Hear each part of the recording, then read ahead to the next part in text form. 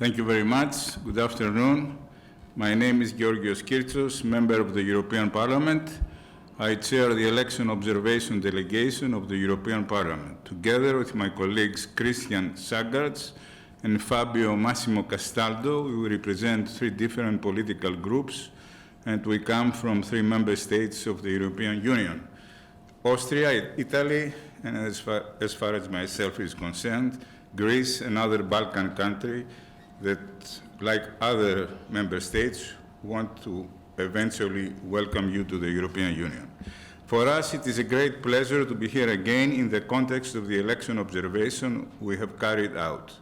I would like to start by thanking my colleagues, together with our colleagues from PACE, especially Joe Riley, and the ODIHR election observation mission led by Tamas Meserich, who I think has an excellent knowledge of the election process in your country, along with his valuable collaborators. Before entering into the merits of our observation, I would like to reinstate the general remarks made by the European Parliament delegation during the first round of these presidential elections.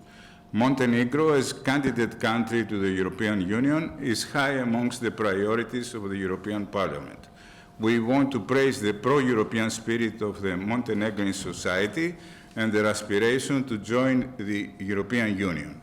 Their democratically elected representatives must turn this aspiration into a reality by advancing as a matter of urgency the European reform agenda, which I know is not easy to do, but it's necessary.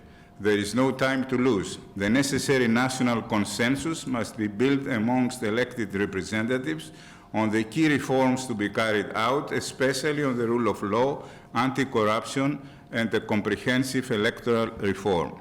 In the wake of the Russian war of aggression against Ukraine, we praise and recognize Montenegro's solid alignment with the European Union, which confirms our alliance in the international arena.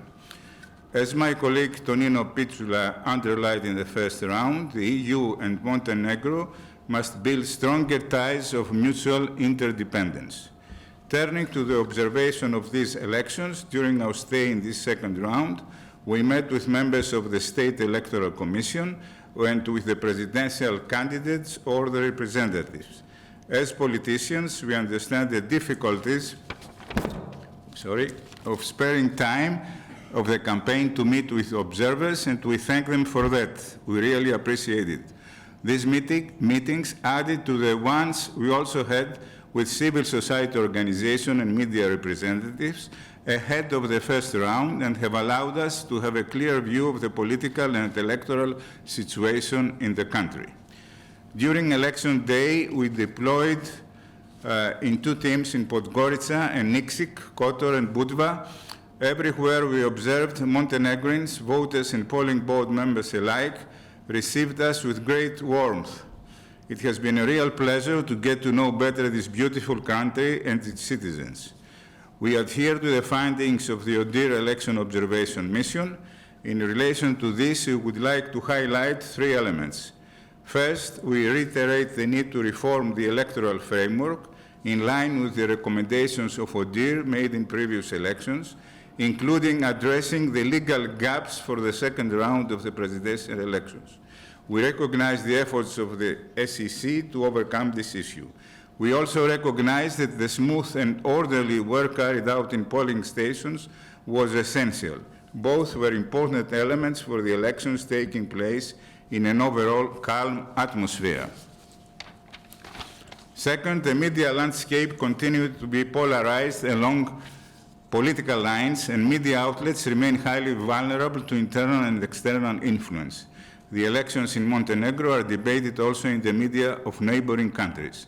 This, together with the role of the Orthodox Church in the campaign, was an element of concern in both rounds.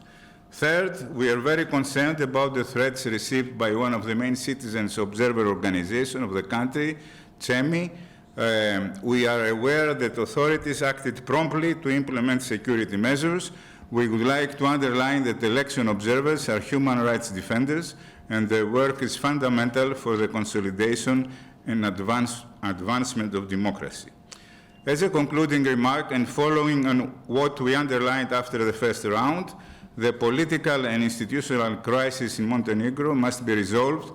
Political leaders and parties must work together to ensure that the European aspiration of the Montenegrin society becomes a reality. The next parliamentary elections should strongly contribute to this endeavor. The high turnout of yesterday's vote and the pro-European stance of both candidates is a sign that the time to deliver on the European reforms the country needs is now. Finally, I would like to congratulate the President-elect. He belongs to the younger generation.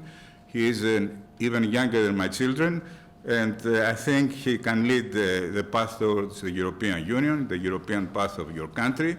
And I would also like to congratulate the outgoing president because he conceded his defeat in a quick, and I would add, graceful manner. Well, I would have expected to see more European Union flags, let's put it this way. But I found out that in the headquarters of the two contestants, there were enough, let's say, European Union flags. I can tell you that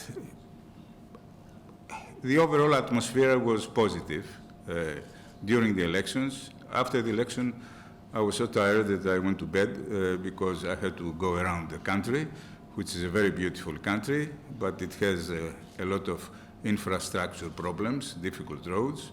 And I think that the image that one has to keep from the end of the election process is the two leaders being together, and the one, let's say, being triumphant, and the other congratulating the winner. To give you the perspective, you cannot find this image in my country, Greece. Usually the leader, the one that loses, telephones the other and congratulates him. So I think you have to have a positive approach. This is the way to go forward the European way.